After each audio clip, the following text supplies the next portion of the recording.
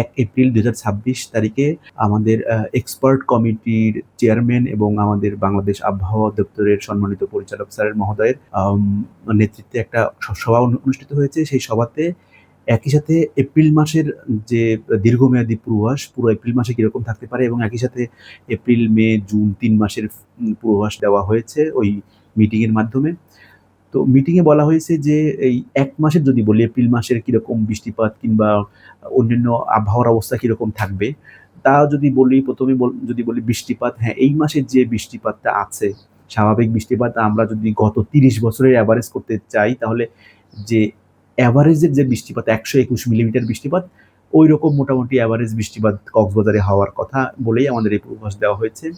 একই সাথে আপনি জানেন যে এই এপ্রিল মাস হচ্ছে বাংলাদেশের আম দুর্যোগের আসলে সাইক্লোন যে আছে, ঘূর্ণিঝড় কিংবা জলোচ্ছ্বাস, সেটা কিন্তু এপ্রিল মাস থেকে শুরু হয়। এপ্রিল, মে এবং বর্ষা মৌসুমের পরে অক্টোবর, নভেম্বর। সো এপ্রিল মাসটা যেহেতু ঘূর্ণিঝড়ের মাস, সুতরাং এই সময়ে ঘূর্ণিঝড়ের মনিটরিং করা আমাদের জন্য খুবই দরকার।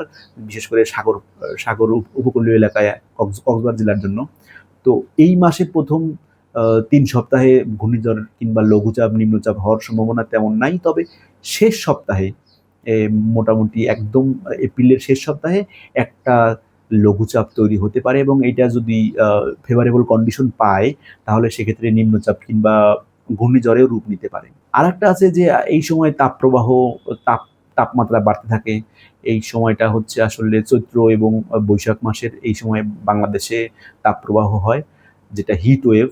এই সময়ে মোটামুটি এ বাংলাদেশের উপরে ৩ থেকে ৪ টা তাপপ্রবাহ হতে পারে বাংলাদেশের উপরে এবং তাপপ্রবাহ মূলত হয় বাংলাদেশের যে পশ্চিমাঞ্চল, ওই রাজশাহী, চুয়াডাঙ্গা, যশোর, তারপর ওই এলাকা দিয়ে বেশি হয়, পাবনা, তারপরে কুষ্টিয়া, মেহেরপুর এসব এলাকাতে।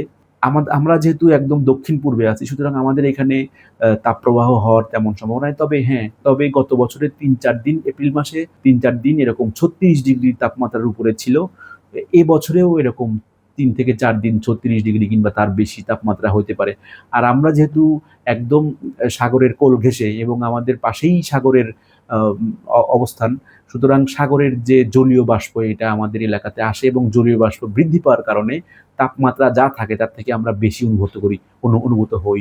যদি তাপমাত্রা থাকে ৩৬, আমরা কিন্তু ফিল করতে পারি সেটা ৩৮ কিংবা ৩৯। সুতরাং আমাদের ভ্যাপসা গরমের অনুভূতি হয়। এই মাসে এখন তাপমাত্রা একটু বাড়তে পারে এবং আগামী ২ নম্বর সপ্তাহ যেটা আছে সেখানে একটু মোটামুটি বৃষ্টিপাত আমরা কিন্তু পাবো ওই সময়ে।